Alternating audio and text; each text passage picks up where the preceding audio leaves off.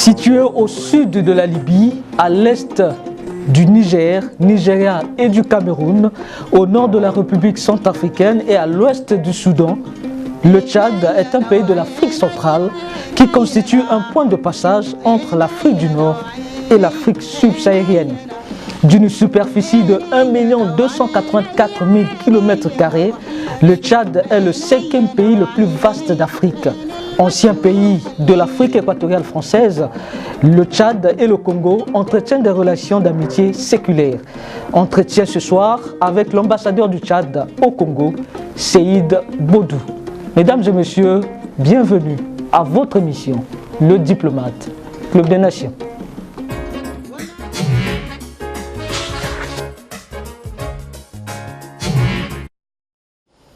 Monsieur l'ambassadeur, bonsoir. Bonsoir.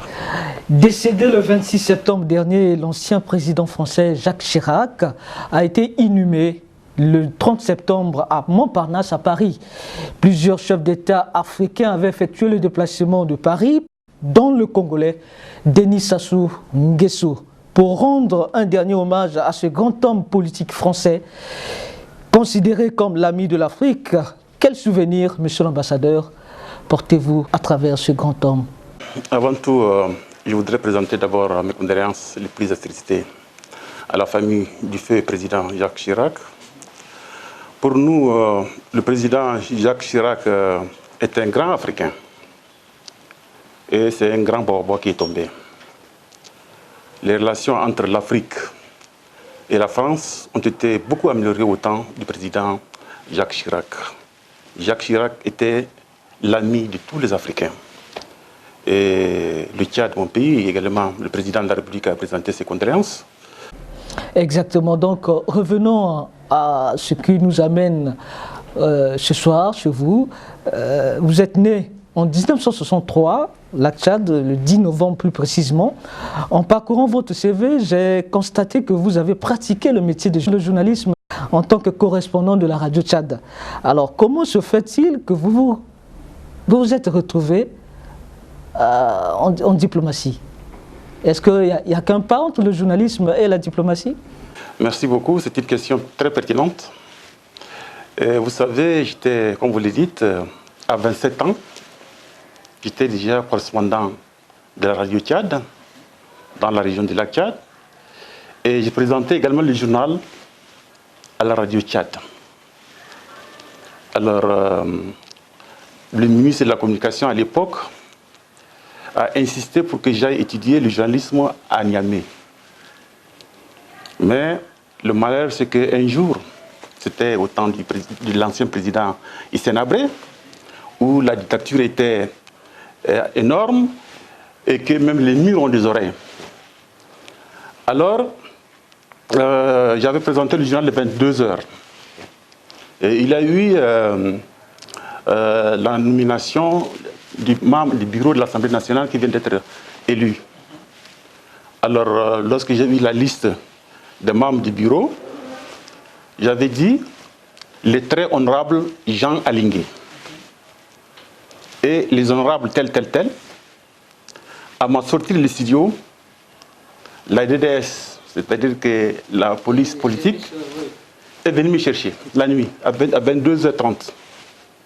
On m'a conduit à la DDS. On me dit pourquoi. J'ai dit à la radio les très honorables. Le très honorable, c'est il n'y a que Hissène Habré, il n'y a pas d'autre. On m'a torturé. Et lorsque l'information a été saisie par les autres autorités, le matin, on m'a relâché et on m'a dit de ne dire à personne. Alors que j'avais vu une clou. Ici, j'ai une plaie, une clou, et à travers le bas-ventre. Alors, dès que je suis sorti, j'avais dit, mais le travail du journalisme est très pertinent dans notre pays, c'est un risque. Or, en 1989, il y a eu un référendum, oui et non. Il y a eu 14 reporters dans les 14 préfectures de la région. Et moi, on m'a désigné dans le lac Tchad. Et j'étais le premier reporter. Il y a eu un prix. Et j'ai eu le premier prix de reporter. On m'a donné une enveloppe on m'a encouragé, mais compte tenu de ce que je viens de vous dire, j'ai dit c'est un risque. Alors vous avez préféré. Donc, j'avais d'abord, j'ai 3 casquettes. À l'ENA, je suis diplômé de finance. À l'université, j'avais une licence en lettres. Et à l'Institut Polytechnique Sorbonne, j'avais une licence en relations internationales et en sciences politiques. Alors, je me rappelle, pour répondre aussi à votre question, parce que le président Déby, nous avons eu le congrès du MPS, et on m'a désigné pour lire la motion de soutien au chef de l'État. Et lorsque j'avais lu cette motion, au moment où je remettais au président Déby cette motion, le président Déby m'a dit « Mais tu aurais dû faire le journalisme ». Alors vous voyez, donc, mais Dieu a voulu que je sois dans la diplomatie. Voilà. Alors merci beaucoup. Depuis 2003, le Tchad est devenu un pays exportateur de pétrole, alors que son économie reposait principalement sur l'agriculture, l'élevage. Et quels sont aujourd'hui les atouts économiques du Tchad? Je sais bien que la question est tellement vaste, mais on va essayer d'être un peu plus précis. Tout à fait. Vous savez, comme vous le dites, l'essentiel de notre économie se repose sur le pétrole. Et nous avons une réserve de 1,5 milliard barils au puits du Doba. Mais le président Déby avait dit aux citoyens tchadiens de ne pas se contenter du pétrole, parce que le pétrole, c'est un produit tarissable. Il fallait mettre l'accent sur l'agriculture et l'élevage. Et vous savez, en ce qui concerne l'agriculture, nous avons 39 millions d'hectares de terres cultivables. Sur ces 39 millions d'hectares cultivables, nous avons seulement 2,2 millions cultivables. C'est pour vous dire que l'accent sera mis sur l'agriculture et l'élevage. Et en ce qui concerne l'élevage, nous avons beaucoup fait parce que nous avons à peu près 94 millions de têtes de bétail au Tchad. Ces 94 millions de têtes de bétail, il y a le ruminant, qu'on peut prendre le caprin, ovin, ainsi de suite. Et nous exportons également 6 millions de têtes de bétail par an. À travers l'Afrique ou à travers le monde? Surtout à travers l'Afrique, parce que ça part vers le Nigeria.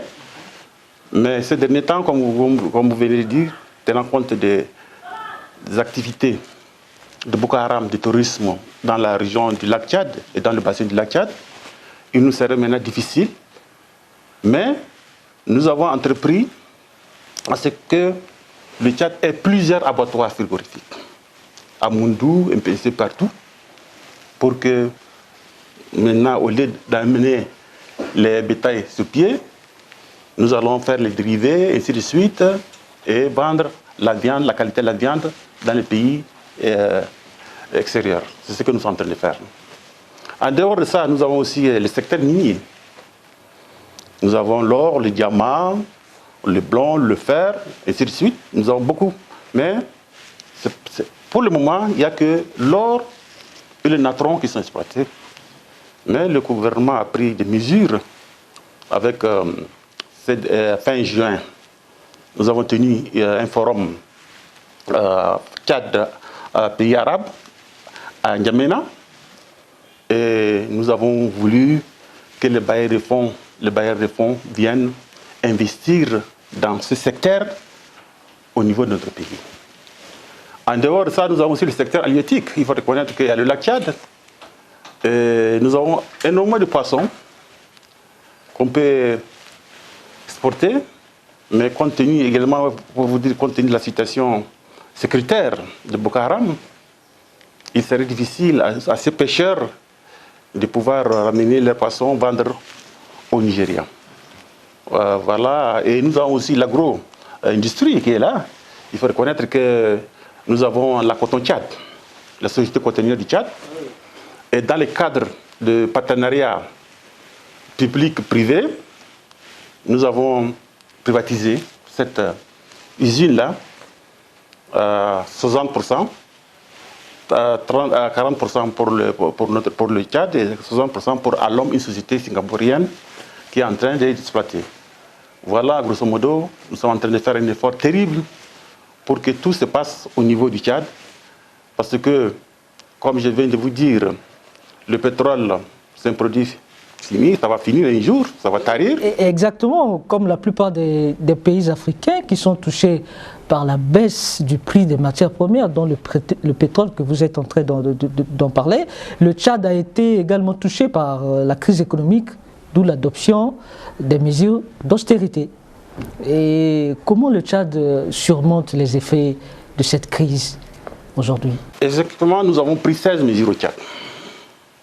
Parmi les 16 mesures, nous avons aussi supprimé les bourses des étudiants. Nous avons ramené à la moitié les indemnités des fonctionnaires, 92 000 fonctionnaires, nous avons réduit à moitié. Mais c'est pour vous dire que nous, on a eu 3 crises à la fois, le Tchad. Nous avons d'abord eu la baisse du cours des barils que vous venez de dire. Nous avons eu aussi les dépenses budgétaires qui partaient vers la sécurité parce que le Tchad est un peu présent partout dans la zone sahélienne.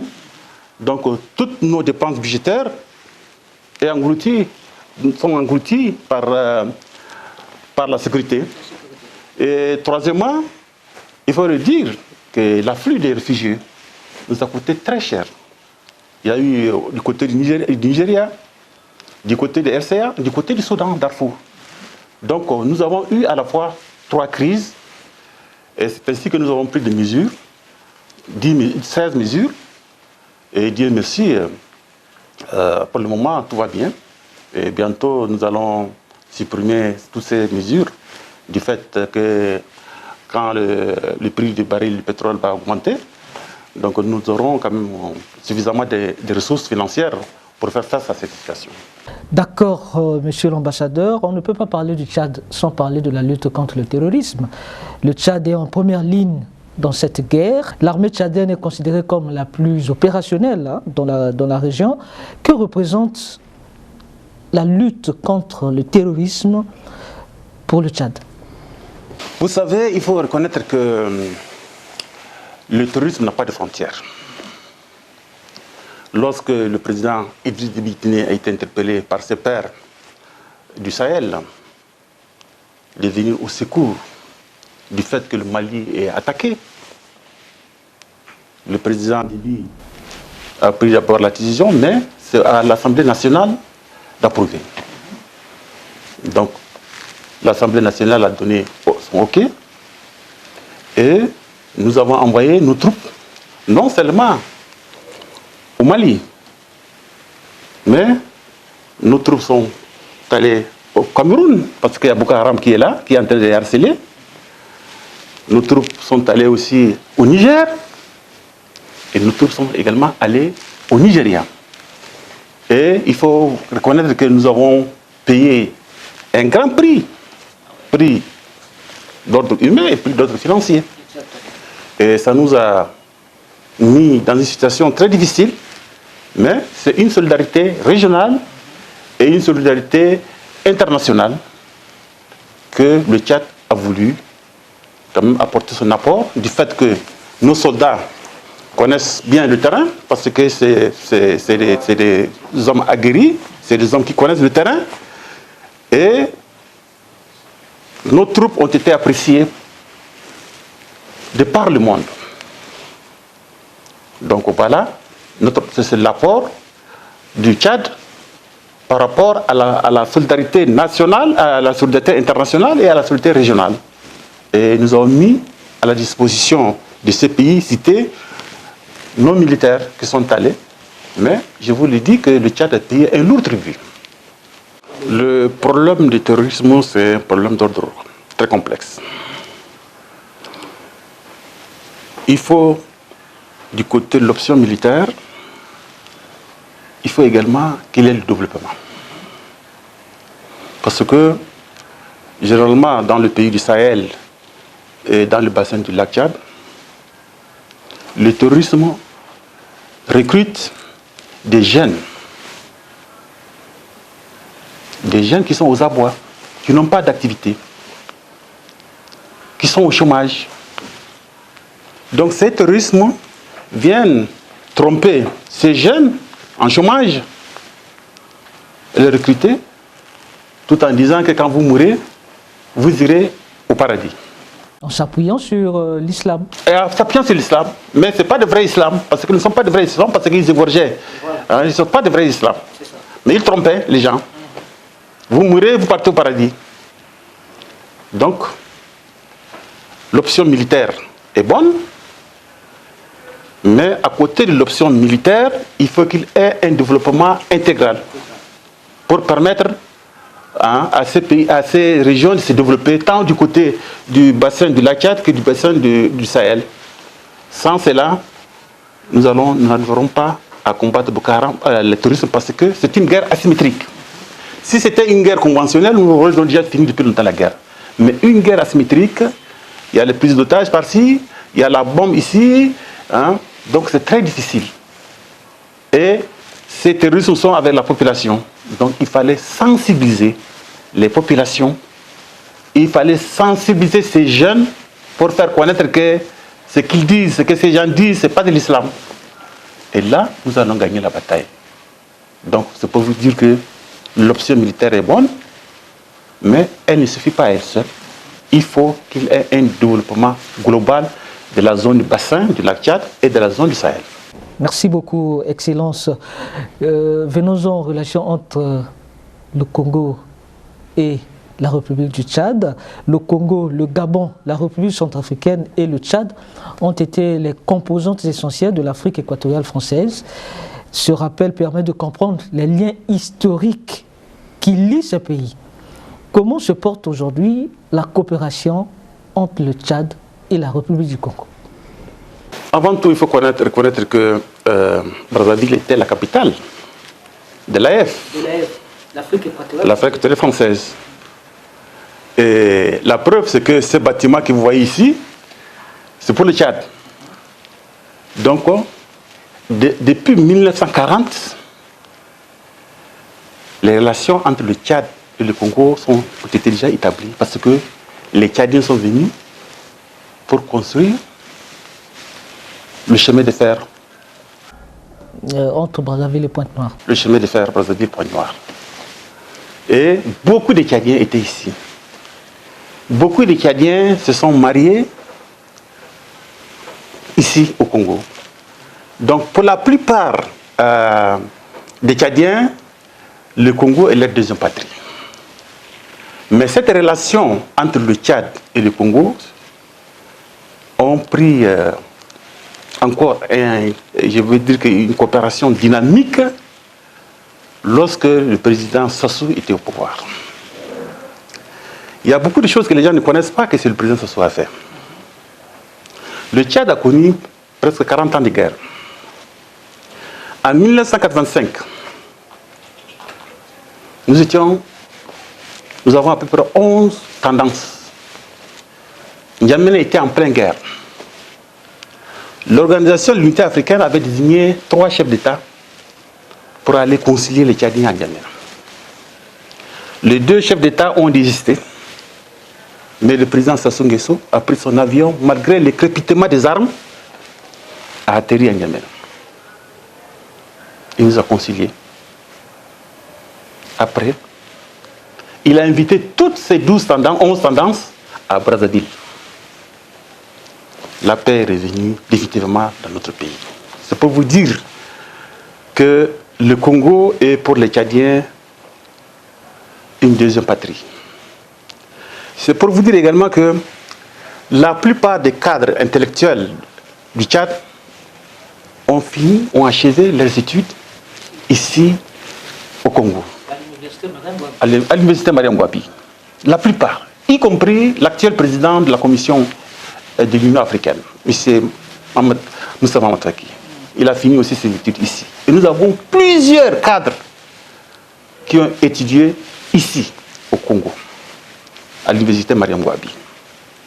Donc, dans ces cadres, nous avons plusieurs coopérations avec avec le Congo, dans le secteur technologique, dans le secteur économique, dans le secteur aérien, dans le secteur de la technologie, dans plusieurs secteurs. D'accord. Pour éviter donc la disparition du lac Tchad qui a perdu 90% de sa superficie en quelques années, les experts ont exhumé un vieux projet des années 80 qui consiste à remplir ce lac, bien sûr le lac Tchad, à partir du fleuve Congo. Où en sommes-nous exactement aujourd'hui avec ce projet, ce grand projet? Ce grand projet est actuellement piloté par la commission du bassin du lac Tchad, c'est-à-dire la CBLT. Et c'est un projet d'un montant de 14 milliards de dollars. Et aujourd'hui, ce projet est primordial pour notre pays parce que le lac Tchad est en train de disparaître. De 25 000 km², on est à 2 000 km². De 25 000 km², on est à 2 000 km² à l'heure actuelle. Et vous savez, avant le lac Tchad, nous avons 40 millions d'habitants tout autour du lac Tchad qui se nourrissaient du poisson, de l'agriculture, et ainsi de suite. Maintenant, le lac Tchad s'est rétréci. Il y a eu l'immigration. Parce qu'il n'y a pas maintenant pour tout le monde, il n'y a pas de produits pour tout le monde. En plus, il y a Boko Haram qui est là. Donc, il est intéressant pour la communauté internationale de renflouer les eaux du lac Tchad par le fleuve Congo. Ça fait 2600 km qui va passer par RCA, et retrouver dans l'eau douce du lac Tchad. Parce que le lac Tchad, c'est un patrimoine mondial. Et si nous perdons le lac Tchad, ça sera vraiment une catastrophe pour le monde. Alors, nous voulions et nous souhaitons que ce projet, comme vous le dites là, reprenne rapidement pour quand même renflouer le lac Tchad. Alors, Excellence, nous allons déjà vers la fin de notre entretien. Vous êtes à 1 an de votre mandat ici au Congo. Comment avez-vous trouvé Brazzaville? Vous savez, Brazzaville d'abord, c'est une terre d'accueil. Nous avons constaté que il y a une population cosmopolite de différentes nationalités qui vivent paisiblement, qui vivent en parfaite harmonie avec la population. Donc c'est une terre légendaire, Brazzaville. En plus, j'ai constaté que Brazzaville, c'est un centre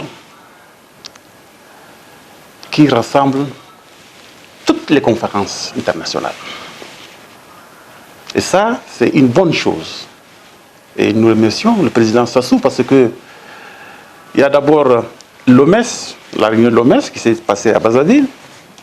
Il y a le forum Investir en Afrique. Et avant ça même, il y a eu beaucoup de réunions internationales dans le cadre de la réconciliation, dans le cadre de rapprochement de la Libye. Vous voyez? Donc, vraiment, Brazzaville, c'est une ville dynamique. Une ville qui a su rassembler tout le monde à son sein. Et nous en sommes très fiers d'être à Brazzaville. Et Brazzaville également, c'est une ville du Tchad. Parce que nos cadres, comme vous venez de dire, l'université de Gouabi, aujourd'hui, c'est connu par tout le monde.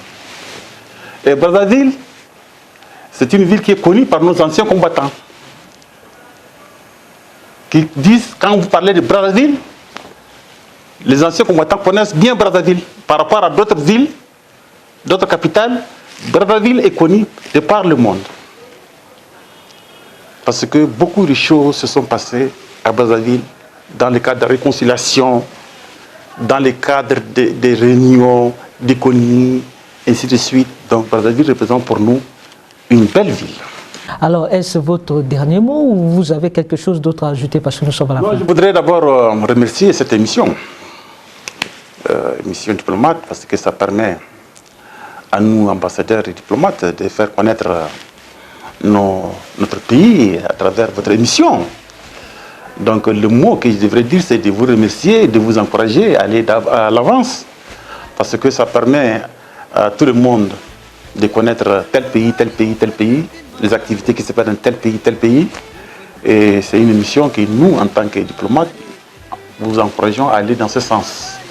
Voilà mon mot. Merci beaucoup. Merci beaucoup, monsieur l'ambassadeur. Merci à vous qui nous avez suivis. Nous avons reçu dans cette émission l'ambassadeur du Tchad au Congo, Seyd Bodou. Avec lui, nous avons parlé bien sûr du Tchad et bien évidemment des liens, des relations qui lient le Congo et son pays. Armel Tokabeka était à la réalisation de cette émission. À la caméra, Yann Bossati. Je vous dis au revoir et à la prochaine occasion.